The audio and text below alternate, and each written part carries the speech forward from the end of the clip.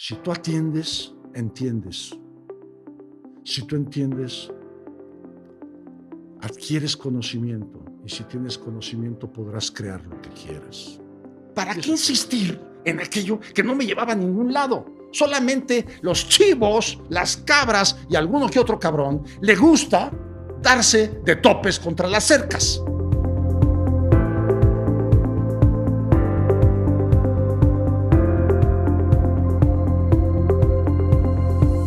Hola, ¿qué tal, queridos pervivientes? Te saluda Víctor Gordoa, autor del libro El camino de la pervivencia.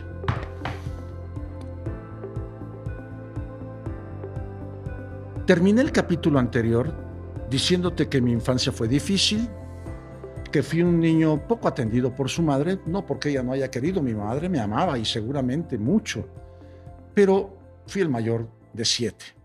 Y entonces mi mamá siempre estuvo ocupada atendiendo un embarazo o un chavito nuevo en la familia, un bebé. Segundo, yo nací pues casi ciego porque yo traía 6 dioptrías de miopía, más astigmatismo severo. Yo no veía nada. Yo vivía en un mundo aislado, no más grande de 1 metro alrededor de mí, que me impidió hacer muchas cosas.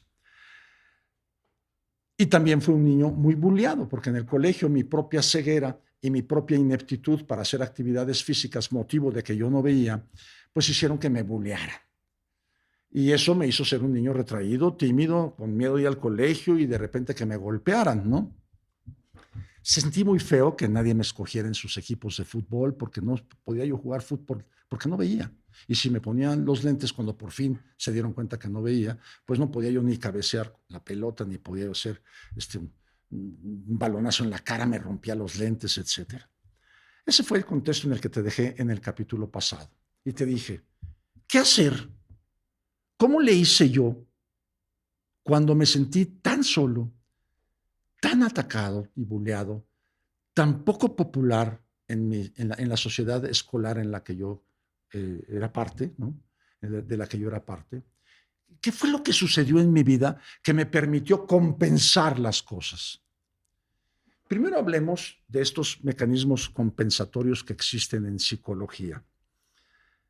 Si te interesa el tema, pues investiga mecanismos compensatorios, métete a Google, ¿no? Mecanismos de conducta compensatorios en psicología, y ahí vas a ver cuántos usamos, ¿no? Por ejemplo, uno de ellos es que si tú no tienes, siempre vas a presumir de un amigo que sí tiene. Ya sabes, yo no tengo un buen auto. Ah, pero mi amigo Arturo tiene un carrazo, ¿no? Y no sabes, y tiene muchos, y un Porsche.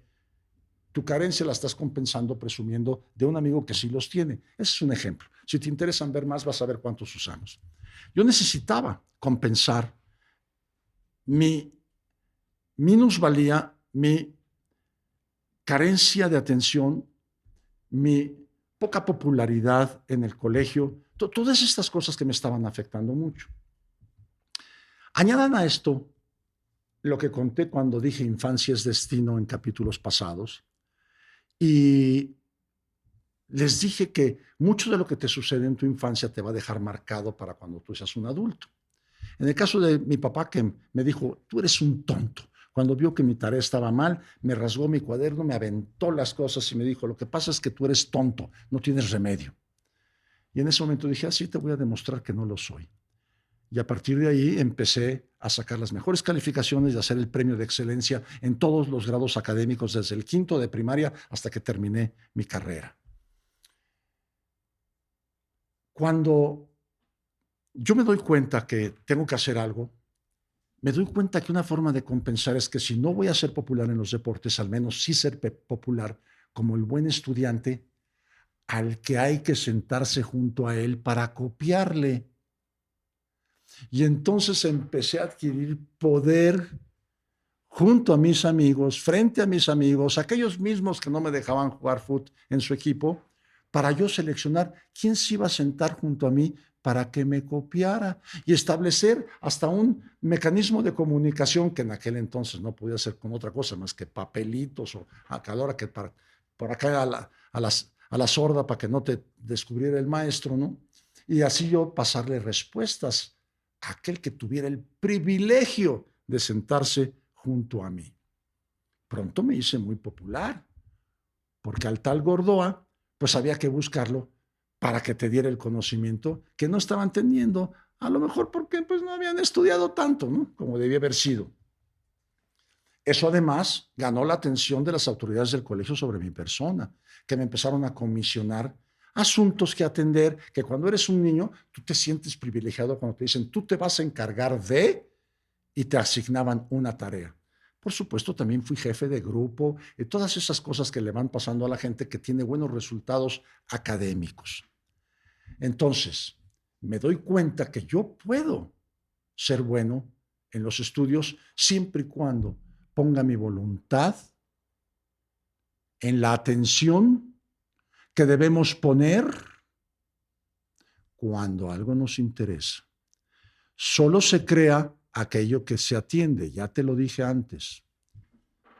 Si tú atiendes, entiendes. Si tú entiendes, adquieres conocimiento, y si tienes conocimiento podrás crear lo que quieras. Y eso fue lo que me pasó.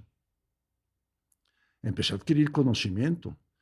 Y cada vez que yo sabía más y aprendía más y podía decir incluso cosas de memoria, igual fueran los elementos de la tabla química o las capitales del mundo, cada vez adquiría yo mayor relumbrancia en la escuela. Sí, hoy podría ser bulleado como el nerd, ¿no? Tal vez hoy se me calificaría como un pinche nerd. Nada más que ahora ya sabemos que muchos nerds ahora son patrones de aquellos que los bullearon. Si la vida no te da limones, haz naranjada. El I Ching nos dice que nunca debemos de reaccionar ante las adversidades, ante el antagonismo, con violencia. Que tenemos que hacerlo poco a poco, con pequeñas cosas, sin enfrentar lo antagónico que conduciría a un camino de destrucción. Además de yo buscar por el lado del conocimiento en la escuela, fui creciendo y pronto desarrollé un gran gusto por la música. La misma miopía, cuando tú creces con esa gran miopía, te hace ser un poco aislado y encuentro que la música era la gran cosa para poder estar solo con ella. Y entonces yo pido que me den clases de guitarra, que me den clases de piano, que yo pueda entender cómo se hace la música. Y empiezo a descubrir un camino maravilloso. Mi primer disco de The Beatles lo compré cuando yo tenía 18 años, digo 18, 12. Lo compré cuando tenía 12 años de edad. Era un niño de sexto de primaria. Y cuando yo descubro que existen los Beatles, fui ahorrando los domingos que mi papá me daba y después de muchos domingos pude ir a comprar mi primer disco. Ya lo conté también en otros episodios de este Camino de la Pervivencia. Y digo, la música. Ok, yo no voy a ser el popular porque juego fútbol poca madre. No. Ah, pero sí puedo ser buen músico. Y sí puedo formar un grupo de rock. Y sí puedo tocar instrumentos. De la guitarra después me pasé a la batería. Y después le dije a otros amigos, igual de nerdos que yo, que podíamos ser músicos y que hiciéramos un grupo musical. Éramos adolescentes totalmente. ¿Y qué creen? Que empezamos a hacer música. Y después empiezo a ver que puedo escribir letras para las canciones y que podemos hacer nuestras propias composiciones. Y después me doy cuenta que puedo evolucionar hacia del rock al jazz. Y después tenía yo un trío de jazz siendo adolescente también. Y me empiezan a contratar porque llamaba mucho la atención. Y después viene mi anécdota, ya como músico de rock, cuando empiezo a ingresar a diferentes bandas, porque me doy cuenta que vienen las bandas con metales y yo digo, ya no voy a tocar ni la guitarra ni la batería, ahora me voy a ir a la trompeta. Y me cambio a estudiar con trompeta, con don Felipe León, primer trompetista de la Sinfónica Nacional, y aprendo a tocar trompeta y empezamos a tocar música de las grandes bandas, Chicago, Blood, Sweat and Tears, Cold Blood, Body Miles Band, etcétera, etcétera, ¿no? Y de pronto soy muy popular porque soy el cuate, pónganlo entre comillas y por favor dentro de lo que yo era en ese momento, porque yo, pues, mi medio era chiquito, pero era yo un rockstar. Y me dejé crecer el pelo y me dejé crecer la barba. Y entonces llegaba yo a las fiestas y estaban las niñas afuera esperando, se llamaban groupies.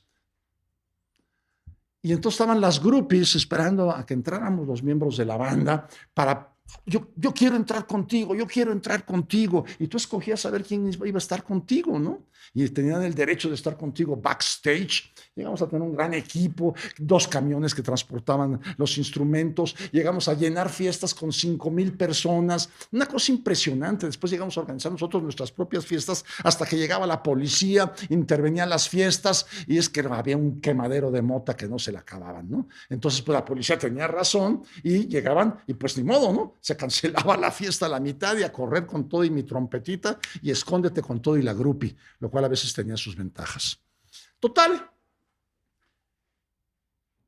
compensé. ¿Se dan cuenta?